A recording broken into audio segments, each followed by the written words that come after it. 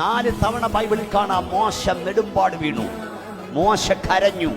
അപ്പോൾ യഹോവയുടെ തേജസ് പർവ്വതത്തെ നിറച്ചു. നിങ്ങൾ സ്തോത്രം പറഞ്ഞാലും ഇന്ന് രാത്രി പറഞ്ഞില്ലേലും പറയാം, നിന്നോട് ചോദിക്കുന്ന എല്ലാ ചോദ്യത്തിനും നീ ഉത്തരം കൊടുക്കാൻ പോകരുത്.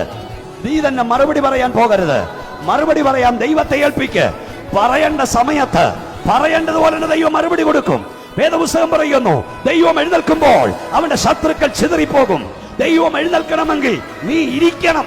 എപ്പോൾ നീ നിൽക്കുമോ അപ്പോൾ ദൈവം ഇരിക്കുകയായിരിക്കും. എന്നാൽ നീ ഇരുന്നാൽ എന്റെ ദൈവം നിനക്ക് വേണ്ടി എഴുന്നേൽക്കും. ഞാൻ ഒരിക്കലും ഇങ്ങനെ കുറിച്ചു, സ്മൈൽ ആൻഡ് സൈലന്റ്, നിശബ്ദതയും പുഞ്ചിരിയും. ബുദ്ധിമാന്മാരുടെ ചുണ്ടിൽ വിരിയുന്ന 2 കാര്യങ്ങൾ, നിശബ്ദതയും പുഞ്ചിരിയും. എല്ലാ ചോദ്യത്തിനും അവർ മറുപടി പറയാൻ പോകില്ല. ചില ചോദ്യങ്ങൾക്ക് പുഞ്ചിരി മറുപടി ആയിരിക്കട്ടെ, നിശബ്ദത മറുപടിയാകട്ടെ. നിന്നോട് വാദിക്കുന്നോട് ദൈവം വാദിക്കും, നിന്നോട് ഇടപെടുന്നോട് ദൈവം ഇടപെടും, നിന്നോട് യുദ്ധം ചെയ്യുന്നോട് ദൈവം യുദ്ധം ചെയ്യും.